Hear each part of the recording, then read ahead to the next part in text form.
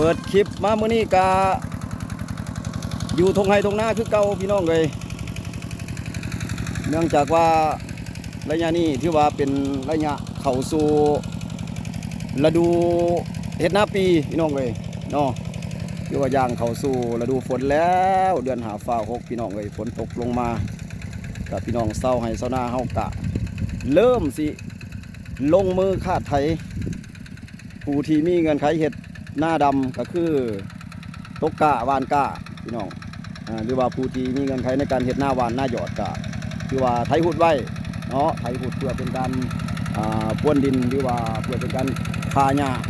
ในแปลงหน้าในหน้าของเฮานี่แหละว่าซั่นซะมื้อนี้ก็ถือว่าเบา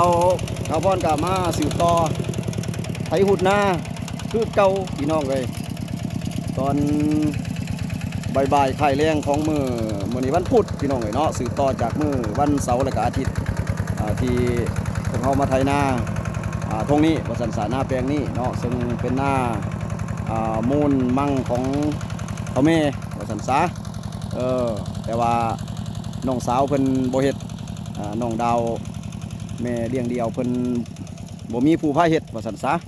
ก็เลยมอบให้อ้ายเนาะข้าพเจ้านี่มาเฮ็ดเพื่อบ่เฮ็ดให้หน้าของเฮานี่ป้าเป็นหน้าเหือว่าซั่นซะก็เลยที่นี่ก็ลงมือไถหุดไว้แล้วเนาะพี่น้องเนาะไถมือก่อนหันมือวันเสาร์วันอาทิตย์กันบ่แล้วพี่น้องเลย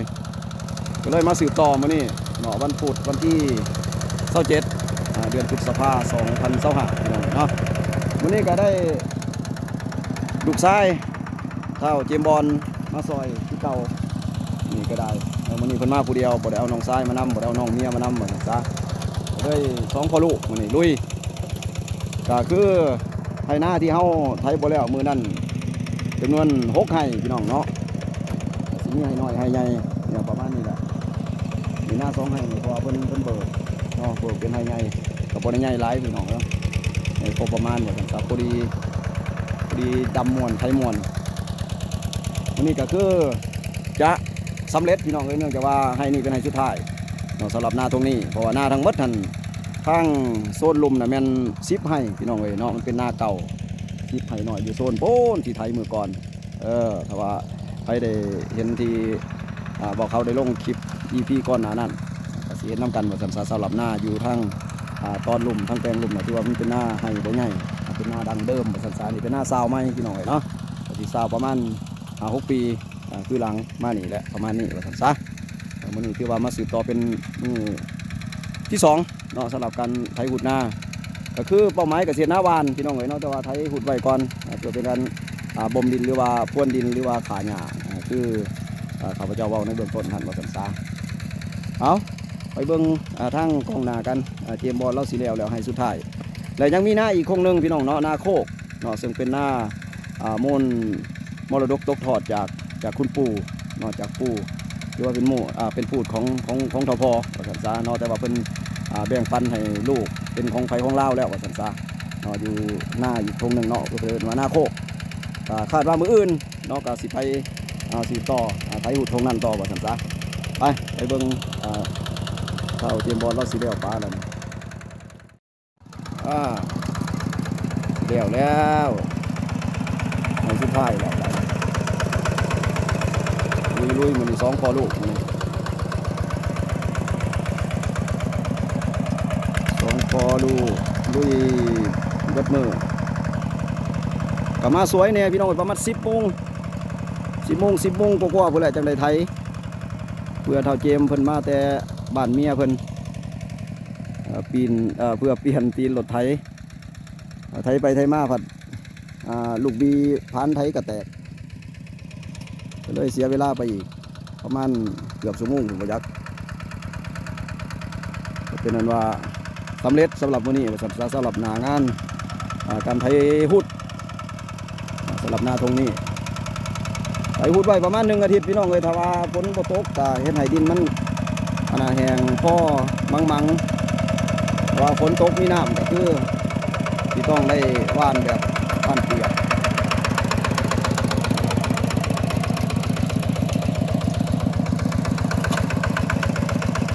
แต่ว่าทั้งโซนลุ่มในใดกันแนวดอก น้ำไหลก็สิได้ว่านแบบว่านกะเอาซั่นซะเฮ็ดเป็นหลายแบบลองเบิ่งเอาตัวใดสิได้ผลกว่ากัน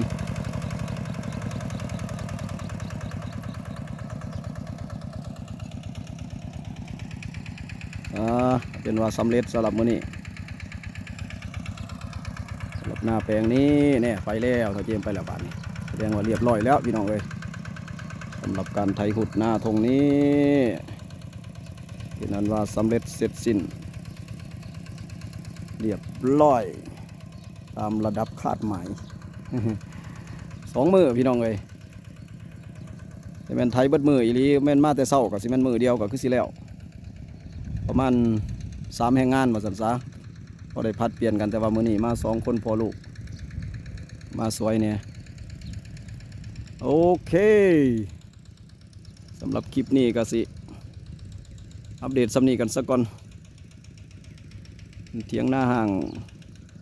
ไทยเขื่อนไก่อันนี้ยักเจ้าของไปใส่เห็นแต่เถียงหน้าห้างเป็นวานแล้วบนนี้ใดมีเถียงหน้าเฮาอันนี้ทรงโมเดิร์นอย่างดีเถียงหน้ากำลังบักไงพี่น้องเลยสำเพื่อนแต่บ่ท่านได้แล้วบ่ท่านได้แอมบ่ท่านแล้วสันซะแอมแล้วแต่ด้านนี้อุ้ยว้ายคือเบิดไวแต่เนาะไฟกล่องผู้ขา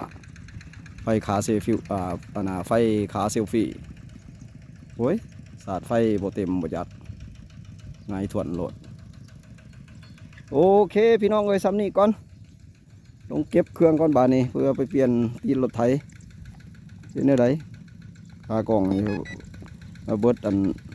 แปดไว้แท้เอาสั่นบับๆบาดนี้เป็นได้จังหวะเบิดไว้แท้โอ้ยุวศาสตร์ไว้เฮิงเติบอยู่โอเคเก็บเครื่องก่อนบาดนี้ไปเปลี่ยนตีนรถเพื่อเบาเจมเพิ่นสิเมื่อบ้านปันละเมียเพิ่นไกลเติบสายไฟกล่องนี่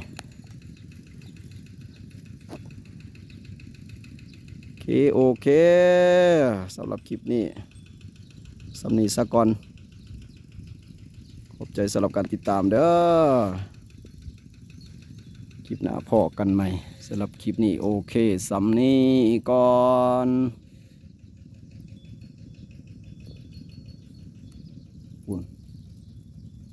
งัวผู้ใดมาหลายแถวบ้านนี้งัวพายอันนี้มันจะประมาณนั้นกินเข่าห้องบ่ปันห้องวานเข่านี่ปูน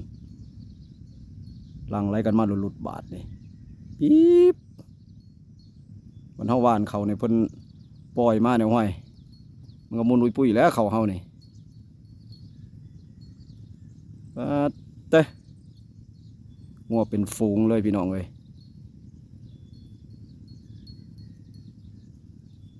ปัญหาเขาเจ้าวานเขาเบิดแถวนี้เขาเจ้าสิไปเลี้ยงอยู่ซ้ายอันนี้งัวบักลายๆนี่กูน่ะปี๊บ